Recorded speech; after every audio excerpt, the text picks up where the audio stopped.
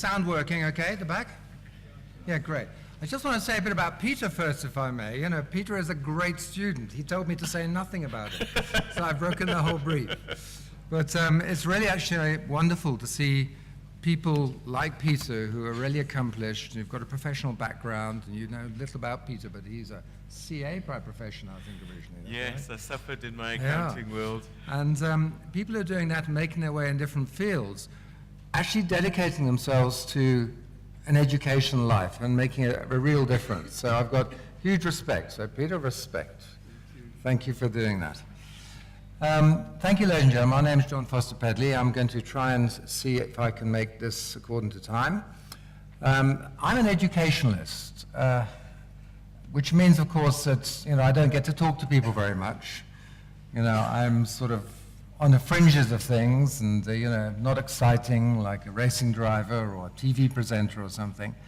But I love my job, and I absolutely adore the fact that what we're trying to do is build people's potential.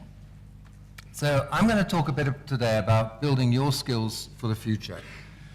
And that's really important because when we embark on education, we often come at it with a sort of pedagogic point of view, and pedagogy means child education. And, sitting in class and in serried ranks and sitting in rows and just, waiting there for, in gratitude for the professor to fill you up with great pearls of wisdom while you note it down and pass exams. Hello, Dave. And it's not like that at all, is it? Because when you come to adult education, which is andragogy, it's quite different. You come as a full human being. You come as a person who has already got ideas and families. You're a leader politically or in business or in church or whatever. And you've got experience. And what you're doing in adult education is quite different. You come because you want to learn. And wanting to learn makes a massive, massive difference. And I'm going to talk a little bit about what learning is, how it matters in Africa, and why we need education so much in Africa and South Africa. A word about Henley. It's one of the world's leading business schools, and da-da-da-da-da, you'll see the signs up. And so my first slide is something from the European Foundation Management Development keynote conference, which was some words from a speech I gave, which is, as a leading business school in the world, you'd expect us to have the expert answers to most of the questions about leadership and business. And well, we don't. And the reason we don't is that sort of thing doesn't stay current for long. And leadership and learning is far too fascinating and complex to be amenable to simplistic answers, to clever algorithms and memorable sound bites. We're much more interested in working with passionate, committed people to discover the better questions to address tomorrow's challenges than on parading yesterday's answers. And so what we do when we educate is we are trying to not fill people up, but we're trying to set people alight. We're trying to set you alight. We need to understand just how incredibly intelligent we are, and we really are.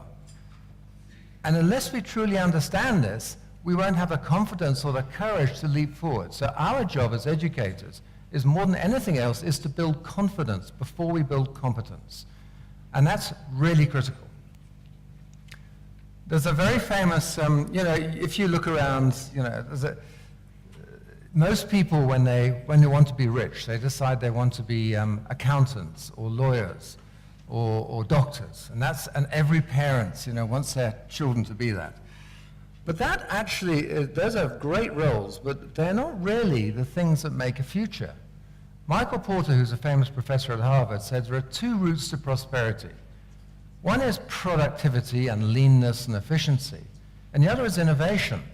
And when you think about it, it has to be like that, doesn't it? Think about the Africa we live in, and think about the Africa we want. What is this future Africa going to look like? Is it going to be, here are some kids. I'm a late dad. I've got a 10-year-old and a 9-year-old kid, these young adults. These are the people who are going to create a future. This is their world. What world do we want to set up for these people to walk into? And how can we help them build a world? What is this Africa we want? Is it a post-colonial or a black or a white or an ANC or an EFF or a SADC or what sort of Africa we're looking for? You know, or is it an Africa that's beyond that? Is it a confident transnational Africa? Is this an Africa where Africans stand of all types and they work in organizations around the world, where they are sought? Are we confident about that? And I'm going to show during this talk that we can be confident about that, that Africans are special. And the world we want to, and the situation we want to create for our kids is a phenomenal one, beyond actually what we believe is currently possible. I'm in a very fortunate position as a dean of a business school, as I see a lot of very interesting people doing fantastic stuff, people coming from nowhere, building amazing lives. And I'm continually impressed, and I continually have good examples of people making it. So productivity and innovation are both important, and innovation comes from creating new forms of value. And innovation is based in imagination. We need analysis, we need intellect, we also need imagination and vision. And I'll just show you why. If we look here at the world, and you have a look at this, and you can argue about it. If you think about, time, if you think the rate of change that we've faced, this probably goes up like that over the last 10 or 15 years. Would you agree? Yeah, it's kind of like rate of change has hugely increased, and it seems to be accelerating. Would you buy that? Think 10, 15 years ago about your capacity to plan ahead of change. Do you think that you could plan ahead of change 15 years ago better than you can now? Yeah? Most people would, I think. And does it seem like things are happening so fast now that it's really impossible to forecast? So it's almost as if our ability to control and learn has been overtaken by the pace of change. And where those two things cross over, let's call this midnight. I love this model. It's from an African mate of mine called Eddie Obeng, who's in Britain. He's a Ghanaian, and he's written a number of books, and he's a TED Global talker. He's a great guy. And so when you look here, if you call this midnight, look what happens. In the world before midnight, we could forecast, we could plan. The guy at the top of the business, and it probably was a guy, okay, could see best and would be telling people what to do by command and control. But look at the world we're in now. Change is happening too fast. Who knows best in this world? Who knows best? Is it the CEO? Well, I don't know, I think it's much more collective, don't you? I think it's these people and these people and those people and these people coming together to share their perspectives, get the best understanding. And if we can get people to think intelligently together, because it's quite easy to put intelligent people into a room, but it's quite hard to make them think intelligently collectively. Have you noticed that? Right, if we can do that, then this is a world not of planning, but of learning. This is a world of learning where we have to learn quicker, where we need collective intelligence. It's really hard to work in this world. It's a new world. It's a world of creativity. It's a world of learning as well as of analysis and productivity. And that's the world we want to create. So have a look at this picture, and if you'll probably see, most people say they see, what do you see up there? A piano, thank you very much. Yeah, there's always a good straight man somewhere. But actually it's not a piano. What it is a mirror. And this is an artist, a Japanese artist, who assembled all these components to make it look exactly like a piano, only when you stand at this angle and take a photograph from here. I call that the annual company report.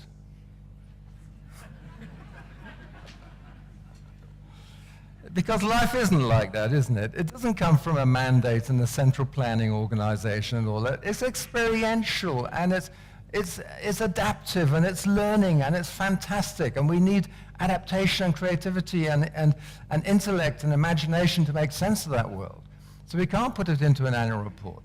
We have many assumptions. Let's take this assumption. Let's not confuse education with intelligence. We confuse education with intelligence. Tell me about it. Just because you're educated doesn't mean you're intelligent, right? Hate to say it. And just because you're not educated doesn't mean you're not intelligent, right? In fact, it's the opposite, especially in the history, right? We've got incredibly intelligent people in Africa. We are a triple accredited international business schools, and all our exams are done overseas. And the same people who examine the French, the Germans, the Chinese, the Scandinavians, examine our Africans. We now have 60% of my university's world population of MBAs in South Africa. And it's gone from 30 to 75% black Africans. Guess how those 75% of black Africans do in triple accredited, highly audited exams against the English and Brits and the French internationally? They do better. They do better in blind assessments. Don't tell me ever we don't have the intelligence in Africa, because we do. We have all the intelligence we need. I think we drastically lack a couple of other things. You know, we have all the intelligence we need in Africa, and I have the evidence of that daily. What we need are skills, exposure, experience, right? Right? And what else do we need? Confidence. We need confidence. I tell you, we are smart. We can build the Africa we need to do. And it won't happen by sitting behind, being humble, and being self-effacing. You know, we actually have to stand up. I don't think it's about political rhetoric. I think it's more about practical words. It's about disciplines. We can do this if we want to. I'm going to show you this diagram now, which is a little bit kind of complicated, and tell you a story briefly. And I'm not going to be too long. And this is about why we need innovation as well as disciplines. Once upon a time, there were some people in California who wanted to make some money from feeding surfers, right? What do you think surfers like to eat?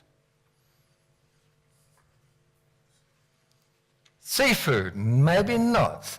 I think seafood likes to eat surfers, frankly. Okay, well, they need protein, right? And they need carbs. And do they need it quickly or slowly? Well, imagine you're a surfer. You want to sit there with a 5-course dinner, or you just want to stuff some food down your mouth that's going to keep you going and get out in the waves again. That's what you want to do, right? So what do you think is a great way to feed surfers? If you had to invent a food to feed surfers, what would it look like? Protein and carbohydrates. What does that sound like?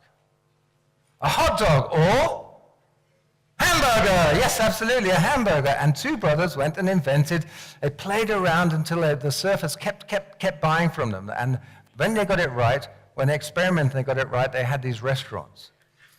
And they were doing very well. And then one day along came a salesman. And he said, I think I might buy these restaurants. Guess what the brothers' names were? McDonald's. And what the salesman did, you see what they'd done, they'd experimented and played around and didn't know what was going on. They tried lots of different ideas. Eventually they got to a hamburger. Yay, they prototyped and they made it.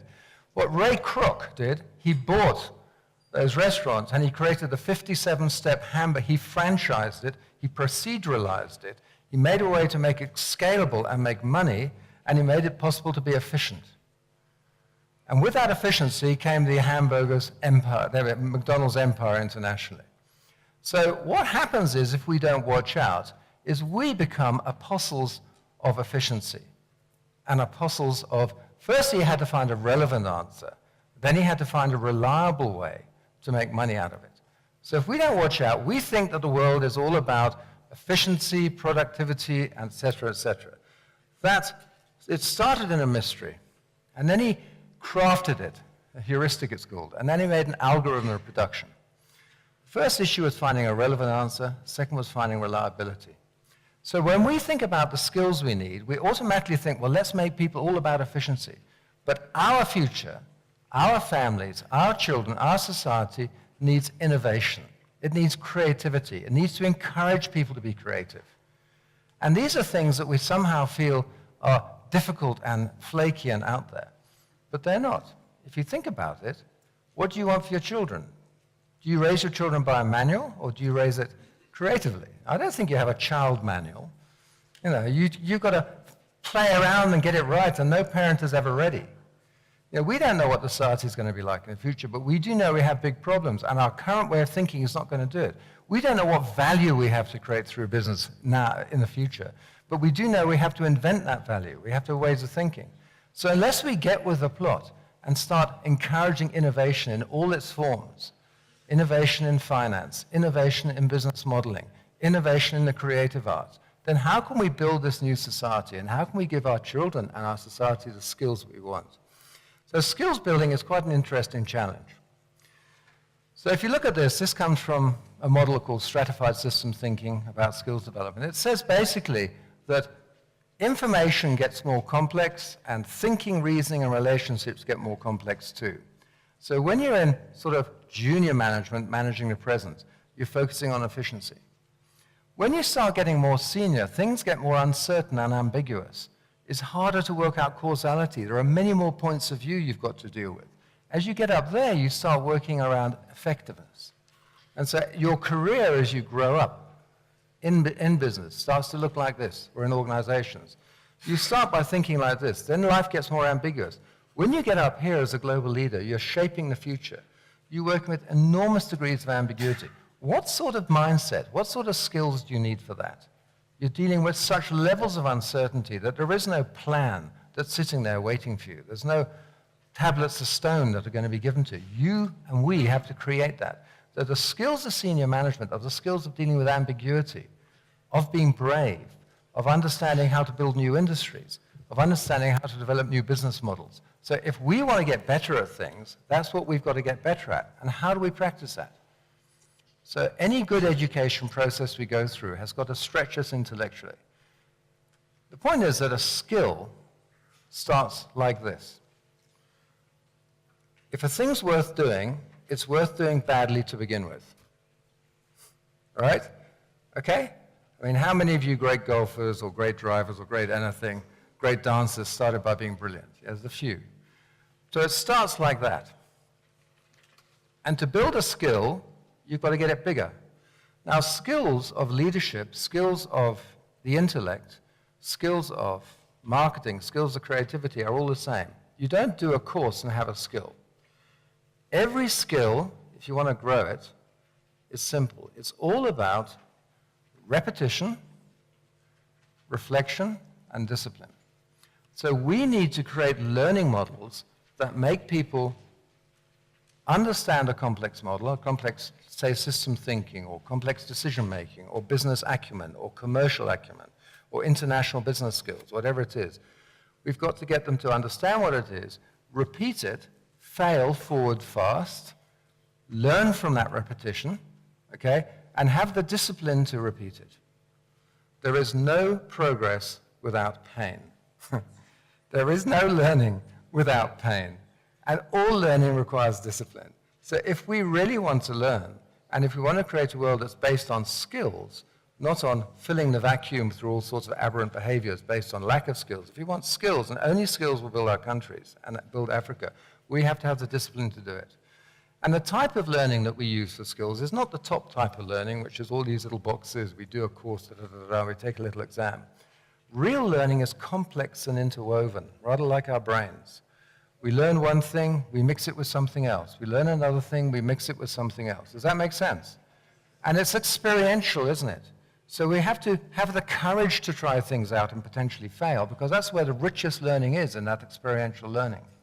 And so educators need to design programs and courses that fulfill this, not a series of events, where we get a body of knowledge and think that's education. That is no longer education. It's not good enough for our children. It's not good enough for us, and it's not good enough for Africa. What we need to create is progressive, ambitious, confrontational, provocative educational models that inspire us to build the skills that we can do. We have the intelligence. We have the confidence. We all have the same aim for our children. We need to build these societies based on hard learning. And when we look at innovation, it's quite interesting. We think innovation is all about the green line is about the amount of value created. The blue line is about how hard it is. And we all think, well, let's make new products and new projects. Look at this. It's actually really quite hard to make new projects and build new products, and it doesn't give much return. The most return and the easiest bit to innovate is on developing new business models. Think Uber. Uber, one of the it's a massively valuable company. Airbnb, Amazon. Airbnb doesn't have hotels. Uber doesn't have cars. But it's incredible. What they did was reinvent business models. Closer to home, Discovery. Invented Vitality. Discovery Insure, Themba Baloyi. Great. And Themba Baloyi had this idea. He had this idea to develop Discovery Insure. He worked in Discovery. And Themba is a bright guy. I've known him for years. He's a Henley graduate. That's by the by. He's a marathon runner. He's diabetic. And he decided he wanted to reinvent insurance. What he did was, every evening he would go down and wait in the basement for Adrian Gore, the CEO of Discovery, to come and pick up his car. And just coincidentally, Adrian would be there, Themba would be there. Adrian, about this idea I've got. Later. Adrian then took up marathon running.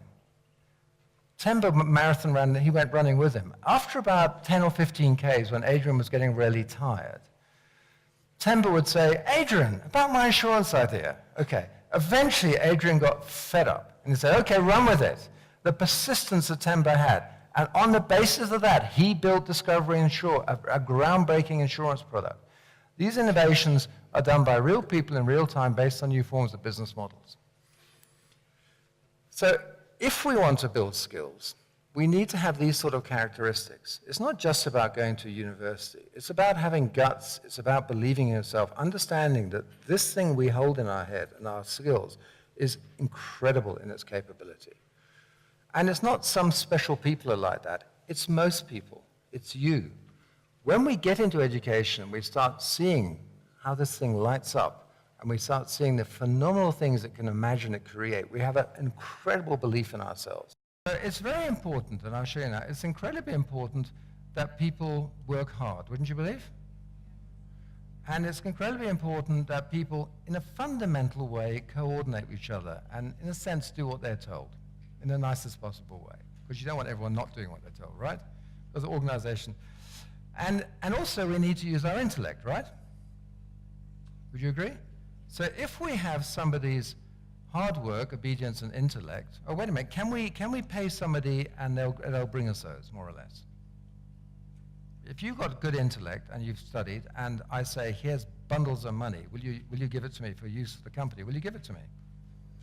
Well, I'm not going to employ you because there's no way. There's no way. So you'll just keep your intellect out of work, will you? I don't believe it. I believe you can pay people. So I think actually, I'll put up a graph here. Just to say that, Peter, because you're a wonderful, wonderful example of high intellect.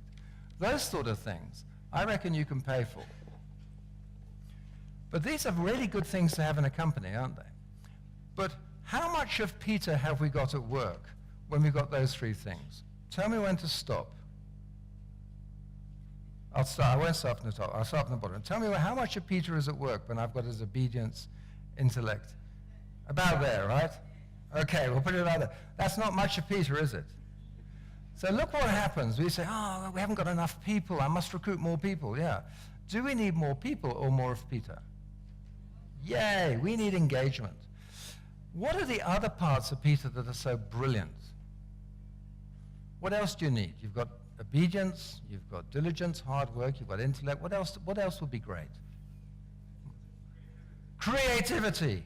Thank you. Initiative. What's that? Passion. Right, passion, right. If we have Peter's, all those three things, then we've got Peter's initiative, creativity, and passion. How much of Peter is at work? All of Peter, isn't it? And the best bit too. I love your feet, Peter. And the best bit too. So what we have when we have all of Peter, we have the capacity for this imagination. But here's the rub. If I come to Peter and say, here's loads of money, okay? Can I have your passion? Is it going to work? If I come to Peter and be autocratic and say, give me your passion or else, is that going to work? So how do you get people's passion and creativity? You have to lure it out of them, because those are all voluntary acts. If they're voluntary, our style of leadership needs to bring those out. And if these are the higher level skills that we need people to exhibit, we have to understand how to educate those and bring them out in people. And we have to encourage, support, build confidence, seduce, suborn, every which way we can for this brilliant guy that is Peter, and he is, okay, to be there. Thank you, Peter. Thank you very much. And that is the challenge we have in education now. How do we create education models that do those things? How do we do education models that bring those and we can't pay for them? And what comes with those are all of Peter's and all of your emotional engagements. It comes with all your emotions, all that stuff that you've been keeping out of work. Now we have to encourage full people at work. And if you want to encourage full people at work, your leadership style and my leadership style has to be more emotive, has to be more tolerant, has to be more engaging, has to be more encouraging, because those higher level attributes, which are the higher skills we need, the skills that will build our children, our businesses, our society, and Africa. Those higher level skills, we have to learn how to encourage them, and we have to encourage them in ourselves. Thank you very much.